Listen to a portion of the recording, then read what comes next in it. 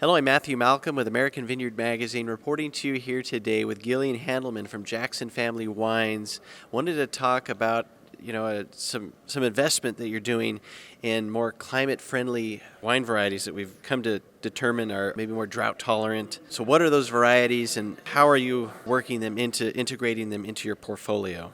Thanks for asking these important questions. First of all, we're a coastal grower. We farm about 13,000 acres, and we're invested in the key varieties. We all know what they are: Sauvignon Blanc, Chardonnay, Pinot Noir, Cabernet. And as conditions begin to change, it's super vital for large growers to diversify. And those reasons are well known. Even 10 years ago, we weren't really talking as much about it, but now we know climate, right? Of course, water. We also know that our consumers changing. So when you apply those three factors together, it really does point to some of these varieties. And chief among them are whites. Whites are on the rise, right? Everybody, especially in the wellness world, is realizing that white wines, because they tend to have a lower alcohol level, and they're a little bit easier on the body. They're refreshing, right? When you look at that in the pantheon of wine grapes, you see Chenin Blanc, you see Albarino, you see Grenache Blanc.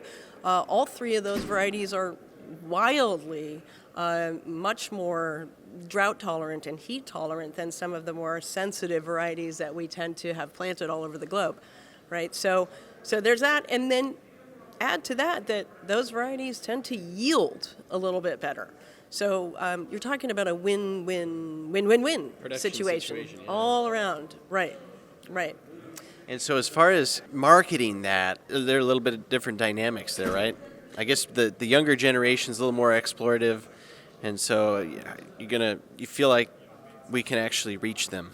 Yeah, that's another thing. I think people are very quickly realizing that with the ready-to-drink, the seltzers, the proliferation of everything you see out there from hard kombucha to hard cider, that people are looking for not only smaller sizes, but they're looking for drinks that can be met where they are, at the beach, at the park, not having to invest in a 750 ml bottle, for example.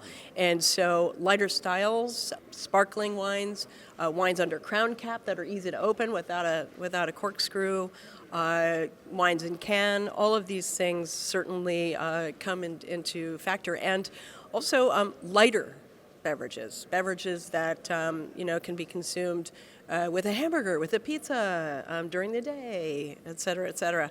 And It's wildly different than the past, huh? Yeah, and also to add a little bit more creativity to the equation. So I think that's something that everyone in the industry needs to rise to, and we're all going to do it in order to survive. Well, yeah, because, sure, we're getting quite a bit of rain over the winter, but that's not always the case. We've had some severe droughts. Yeah. And we're not out of this drought. Just No. because we got some rain doesn't mean that's going to end. Right. So having those varieties, what were those top three again? Well, in my mind, for the whites, the top three would be Chenin Blanc, Albarino, and Grenache Blanc. And then for reds, I think you're looking at Grenache Noir, you're looking at Tempranillo, and then certain varieties like Nero d'Avola. You have to look at Spain, you have to consider Greece, the areas around the Mediterranean where these grapes tend to already have demonstrated a long track record. For drought tolerance. You bet. So hundreds of years of experience that we can call on. Basically, thank you, Mediterranean. Yeah, we learn a lot from our folks overseas. Yeah, very much so. Well, thank you so much for taking the time. We hope we can continue to adapt with the changes, and make sure to read more about these things in American Vineyard Magazine. I'm Matthew Malcolm, CaliforniaAgNet.com.